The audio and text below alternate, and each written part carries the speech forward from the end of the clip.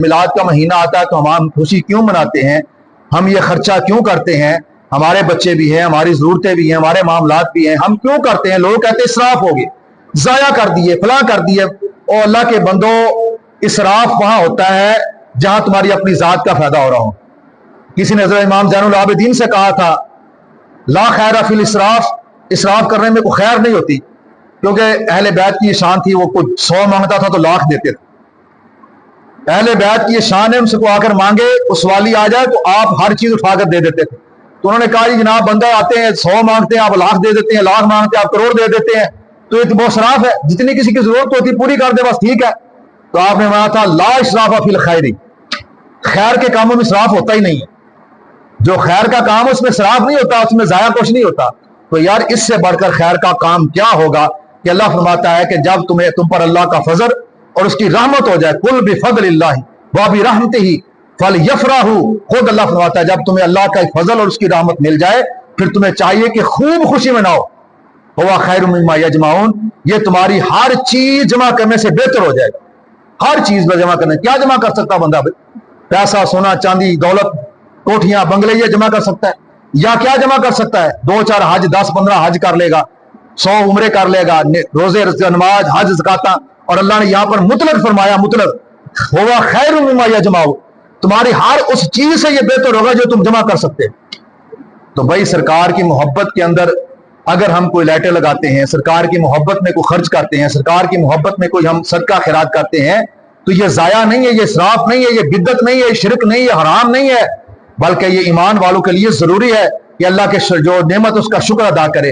क्योंकि मालिक फरमाता है लक़द मन्नल्लाहु अलल मोमिनीन, मैंने रब होने तहकीक, लक़द ये रूफ़े तहकीक है, यानी पक्की बात, लो तोड़ बात है कि मैं रब ने एहसान किया है।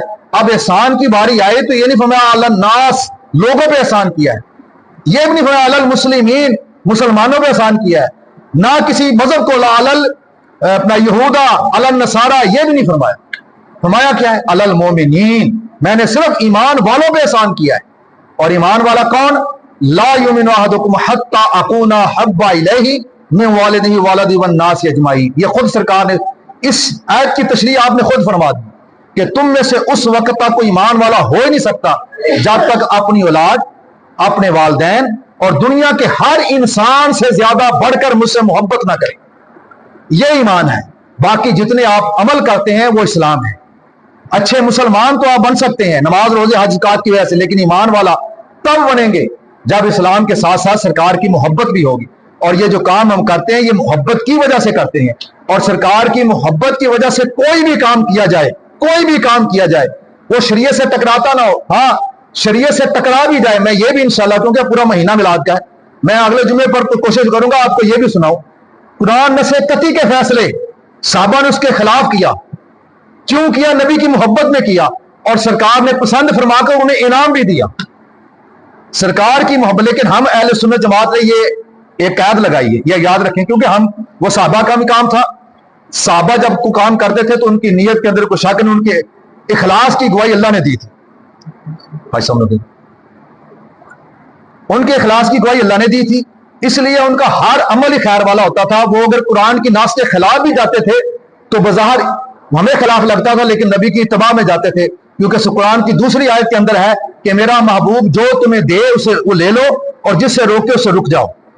यानी उन्हें पता था सारा, उन्हें ये मामला समझ आता था।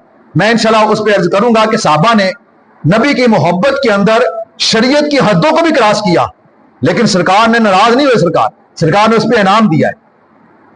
तो इसलिए, लेकिन हम अहले सुन्नत जमात ने ये हद रखी है कि कोई ऐसा काम जो नबी की मोहब्बत में किया जाए और उस पर शरीयत के साथ कोई टकराव ना आए, शरीयत का कानून को टूटे ना, कोई नबी की सुन्नत रफा ना हो, नबी की सुन्नत का रद्द ना हो, वो काम जायज है, बल्कि मुस्तहसन है, मुस्तहब है, उस पर अजर है।